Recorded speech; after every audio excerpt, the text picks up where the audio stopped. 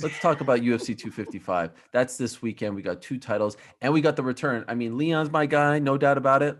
But you know what I said. I was on the Deiveson Figueiredo bandwagon before everyone. This guy, hairstylist, sushi chef, Oh, you man. taxi Come on, driver. man. He's a true You Renaissance love man. this dude. The face of you the love flyweights. Deiveson Figueiredo, though. Love him. People knocking this pay-per-view. I would pay $160. I would double the price to watch him on pay-per-view. This whole hair, I cannot have this hair conversation again with you about Deiveson Figueiredo, man. I just can't. We've done it. I can't do it anymore. But the fights this weekend. Yes. Unbelievable. Deiveson Figueiredo showed power and skills at 125 that makes him so scary.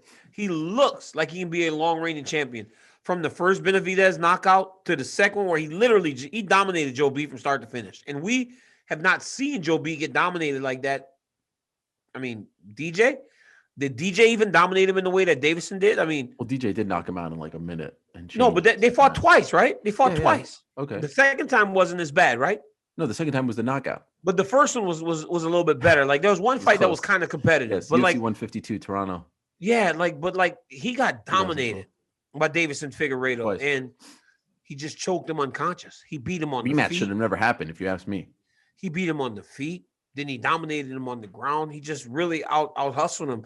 But then Alex Perez, Ariel, I mean, when you watch Alex Perez from where he started to where he is today, he's improved leaps and bounds. I think that these guys fighting on Saturday is a guaranteed good fight, and it shows why the great Triple C champion Cejudo really did the whole entire mixed martial arts community a favor by fighting and getting the division brought back, because this is a talented weight class. I just can't wait to see what shirt Deiveson wears to the fight, because I remember last time he was wearing that, like, I don't know what that was, like it was satin or something. It was silk. It was silk.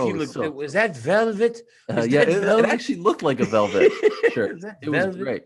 He's wearing the sunglasses. This is a big deal for Contender Series, by the way, because Alex Perez is the first Contender Series product to fight for a belt. So Dana White's excited about that, right? Because it sort of validates the show. I remember when Forrest Griffin fought for the belt back in the Ultimate Fighter. This is sort of the same type of thing.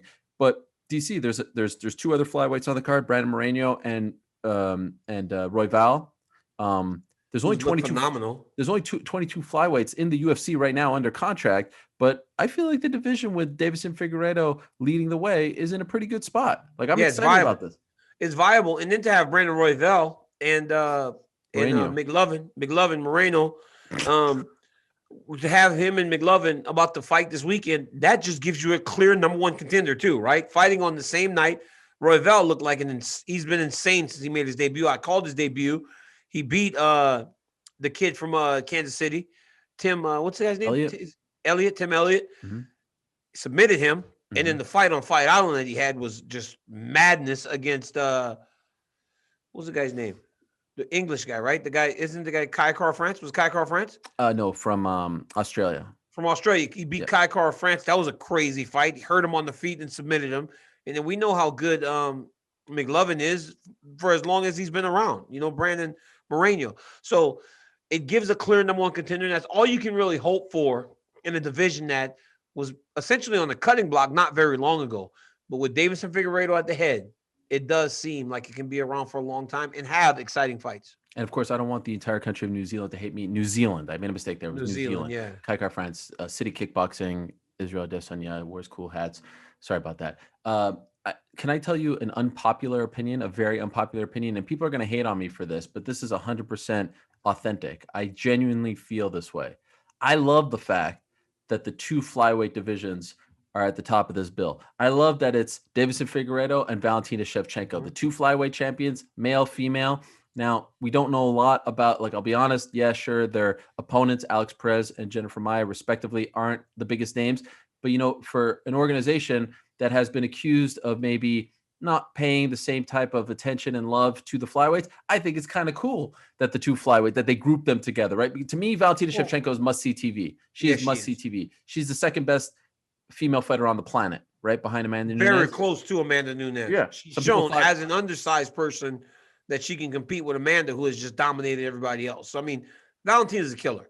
But more than anything, I think what this weekend shows, right? Because you say many occasions people talk about this guy's deserving of a title fight, but he doesn't get it because he doesn't have a big name. Well, this weekend you got two people getting title fights that don't have the biggest name. So they're getting it based on what they have done, not on their Twitter following or their social media or their ability to draw people in.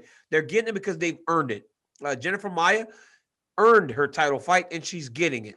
Alex Perez earned his title fight, and he's getting it. So I think it just speaks to the state of the division and speaks to the fact that if things are done the right way, path to a title fight can still be pretty clear. Yeah, the weigh-ins are going to be interesting because we're just one fight removed of Figueiredo missing weight. So yeah, he's all, and he's done it a number of times.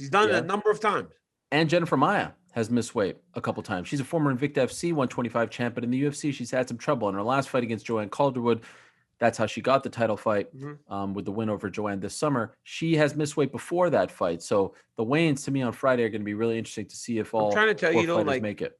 I'm trying to tell you, though, man, like when you're going into your first title fight, you usually will not leave things to chance. I mean, and I know people are going to say, oh, well, when you fought in Buffalo, you did this, and the other. Bro, these guys are going to step on the scale at weight.